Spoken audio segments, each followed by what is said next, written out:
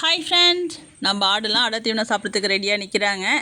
நேற்று வந்து ஒழுங்காகவே அடர் தீவனத்தை சாப்பிடல. இன்றைக்கி நல்லா சுத்தமாக சாப்பிட்ருவானுங்க அப்படின்னு நினைக்கிறேன். ஏன்னா நம்ம வந்து சோளத்தை நல்லா காய வச்சு புடச்சிட்டு அதுக்கப்புறம் நல்லா 2 அலசி தண்ணியெல்லாம் கீழே ஊற்றிட்டு அதுக்கப்புறம் தான் நம்ம வந்து அள்ளி வச்சுருக்கோம். அதனால் கண்டிப்பாக இன்றைக்கி சுத்தமாக சாப்பிட்ருவானுங்க.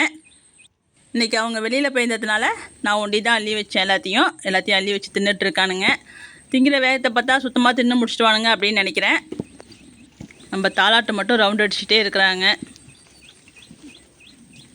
இந்த குண்டானில் என்ன இருக்குது, அந்த குண்டானில் என்ன இருக்குன்னு அதுக்கு ருசியாக வேணும். எதுவாக இருந்தாலும் தனியாக வேணும், அதுவும் ருசியாக வேணும். அதை வந்து யாரும் டிஸ்டர்ப் பண்ணக்கூடாது அவங்கள.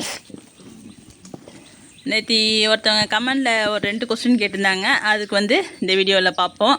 ஃபஸ்ட்டு வந்து காலையில் ஷார்ட்ஸ் போட்டிருந்தோம் இல்லையா, நேரத்துலேயே வந்துட்டாங்க அப்படின்னு சொல்லிட்டு ஒரு ஷார்ட்ஸ் ஒன்று, தண்ணி குடிக்கிற மாதிரி ஒரு ஷார்ட்ஸ் ஒன்று போட்டிருந்தோம். அதில் ஒருத்தவங்க சொல்லியிருந்தாங்க, தண்ணி வந்து நம்ம ஒரு குண்டானில் தான் தண்ணி வச்சுருந்ததாக சொல்லியிருந்தோம் இல்லையா, அது இன்னும் கொஞ்சம் தான் நிறையா தான் வச்சா என்ன அப்படின்னு கேட்டிருந்தாங்க. கண்டிப்பாக நான் நிறையா தான் எப்பயுமே வந்து 2 குண்டானில் 3 குண்டானில் தான் வைப்பேன்.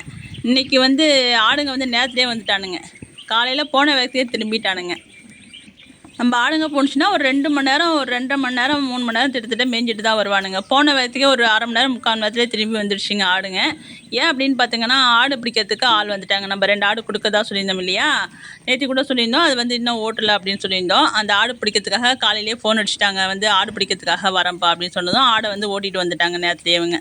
அதனால தான் வந்து நம்ம இன்னொரு குண்டானில் தண்ணி வைக்காமல் விட்டாச்சு. வேறு ஒன்றும் காரணம்லாம் கிடையாது. அது வந்து நம்ம வந்து சொல்லாமல் கூட இருந்திருக்கலாம், வீடியோவுக்காக வந்து அது சொல்லாமல் கூட இருந்திருக்கலாம். உண்மையை சொன்னது வந்து அவங்களுக்கு குத்தமாக போயிடுச்சு.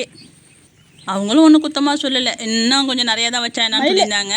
நம்மளும் ஆமாம் அப்படின்ற மாதிரி பதில் சொல்லியிருக்கிறோம். வேறு ஒன்றும் கிடையாது.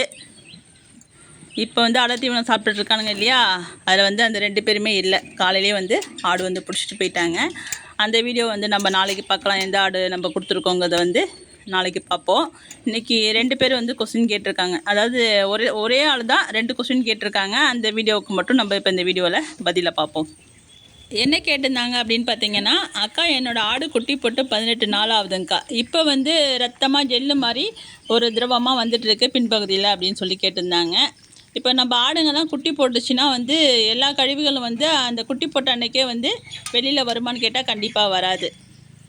அந்த மீதி இருக்கிற கழிவுகள்லாம் என்ன பண்ணும் அப்படின்னு பார்த்தீங்கன்னா, அடுத்த நட சினை பருவத்துக்கு வரும்போது அந்த கருமுட்டையெல்லாம் வெடித்து வெளியில் வரும்போது அந்த மீதி இருக்கிற கழிவுகள்லாம் அது வழியாக தான் அது வந்து வெளியில் தள்ளும். அப்போ தான் வந்து அது பிளட்டாக வர்றது. அது ஒரு சில ஆடுங்களுக்கு நிறையாவே இருக்கும், ஒரு சில ஆட்டுக்கு வந்து லைட்டாக இருக்கும், ஒரு சில ஆட்டுக்கு இருக்கவே இருக்காது. அது வந்து இயல்பு தான், அதனால் பயப்பட வேணாம் அப்படின்னு சொல்லியிருக்கிறோம். எனக்கு தெரிஞ்ச விஷயம் இதுதான்ப்பா. இது மாதிரி சமயத்தில் ஒன்று மட்டும் கவனிக்கணும்ப்பா. அதில் வந்து உட்காரும். அந்த பிளட்டு ஸ்மெல்லுக்கு வந்து வந்து உட்காரும்.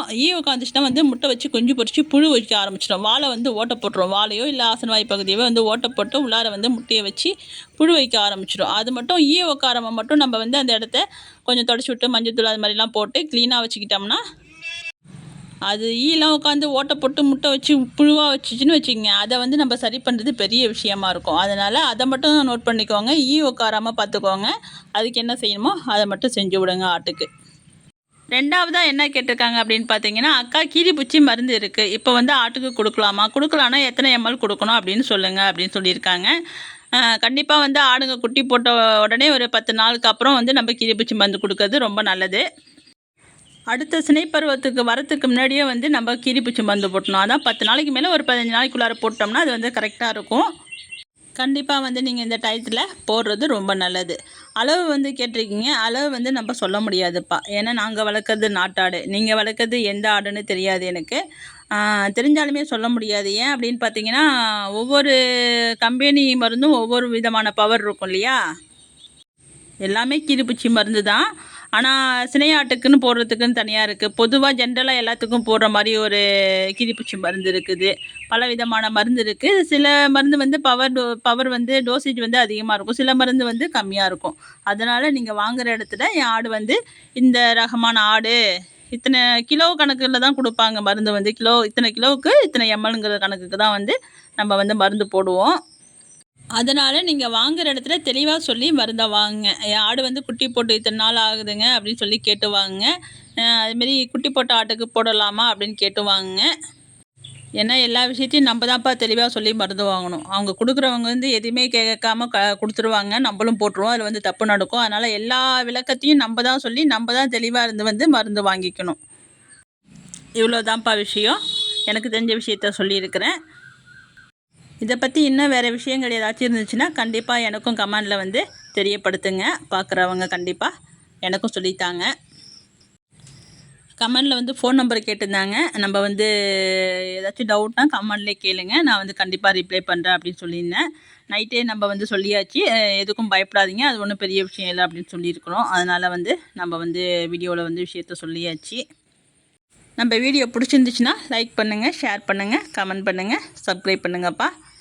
அப்புறம் இன்னும் கொஞ்சம் பேர் வந்து நம்ம ஆடுங்கள்லாம் குட்டி போட்டிருந்தானுங்க இல்லையா, 10 குட்டி 11 குட்டி வந்து ஒரே டயத்தில் போட்டிருந்தானுங்க இல்லையா, அதெல்லாம் எவ்வளோ வயதாக இருக்குதுன்னு காமிங்கக்கா அப்படின்னு சொல்லியிருக்காங்க ஒருத்தவங்க. அவங்களுக்கும் கண்டிப்பாக வந்து நாளைக்கு அந்த வீடியோவில் காமிக்கிறோம். நாளைக்கு வீடியோவில் நம்ம பிடிச்சிட்டு போன ஆடு எந்த ஆடு அப்படின்ட்டும், அப்புறம் பார்த்திங்கன்னா இந்த 10 குட்டியும் எவ்வளோ வயதாக இருக்கானுங்க அப்படிங்கிற வீடியோவும் பார்ப்போம். நம்ம வந்து ஆடுங்கள்லாம் ஓட்டிகிட்டு போகிறதுக்காக தான் நம்ம தண்ணியை ஃபுல் பண்ணி வச்சுட்டு போகலாம் அப்படின்ட்டு தான் தண்ணி ஊற்றிட்டுருக்கேன். ஏன்னா அவங்க ஓட்டிகிட்டு போனாங்கன்னா நம்ம வீட்டில் இருப்போம், தண்ணி மட்டும் ஊற்றி வைப்போம். இப்போ அவங்க வரத்துக்கு லேட் ஆகுங்கிறதுனால நம்ம பிடிச்சி ஊற்றி வச்சுட்டு தான் வயலுக்கு ஓட்டிகிட்டு போகிறோம். தீவன தண்ணியை ஊற்றி வச்சோம். அது அடை தீவனம் ஊற வச்ச தண்ணியை வந்து ஊற்றி வச்சோம். குடிச்சிட்டானுங்க தீவனத்தெல்லாம் சாப்பிட்டுட்டு. இப்போ வந்து கொஞ்சம் புண்ணாக்கு ஊற வச்சுருக்குறோம். அதில் வந்து கொஞ்சம் உப்பு போட்டு மிக்ஸ் பண்ணி ஊற்றி வச்சுட்டு போகலாம்.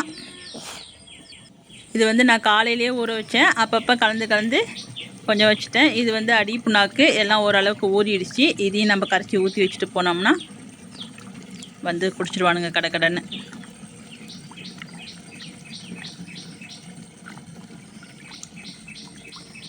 இந்த கேனில் எதுக்காக தண்ணி பிடிக்கிறேன் அப்படின்னு பார்த்தீங்கன்னா, இது வந்து 10 லிட்ரு பிடிக்கும். பார்க்க தான் சின்னோண்டாக இருக்கும். இது வந்து 10 லிட்ரு. நம்ம தூக்கிட்டு போகிறதுக்கும் ஈஸியாக இருக்கும். ரெண்டாவது வெயிட்டும் தெரியாது. அதனால தான் இதில் பிடிச்சி கொண்டு ஊற்றுறது. செடிக்கெலாம் தண்ணி ஊற்றுறதுக்காக தான் வாங்கினேன். இப்போ தான் செடியே வைக்கிறதுக்கு இல்லாமல் ஆக்கிட்டானுங்க இவனுங்கெல்லாம் வந்ததுக்கப்புறம். அதனால் நம்ம செடியெல்லாம் வைக்கல. கூடிய சீக்கிரம் நம்ம செடியெல்லாம் வைப்போம்.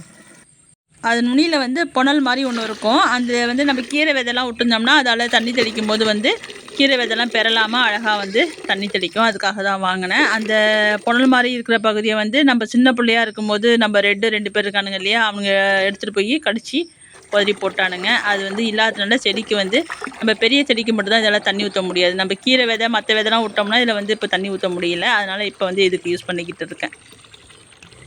இன்னமும் கொஞ்சம் புண்ணாக்கு ஊரில் அதை வந்து நம்ம ஊற்றி வச்சோம்னா ராத்திரிக்கு வந்து மிக்ஸ் பண்ணி வச்சுக்கலாம். தண்ணியை ஃபுல் பண்ணியாச்சு. இப்போ நம்ம ஆடை ஓட்டிகிட்டு வயலுக்கு போகலாம். அவ்வளோதான்ப்பா. நம்ம இன்னொரு வீடியோவில் மறுபடியும் சந்திப்போம். வேறு ஏதாச்சும் டவுட்னா கமெண்டில் கண்டிப்பாக கேளுங்க. நான் கண்டிப்பாக ரிப்ளை கொடுக்குறேன். எனக்கு தெரிஞ்ச இந்த விஷயமா இருந்துச்சுன்னா நம்ம இன்னொரு வீடியோவில் சந்திக்கலாம்.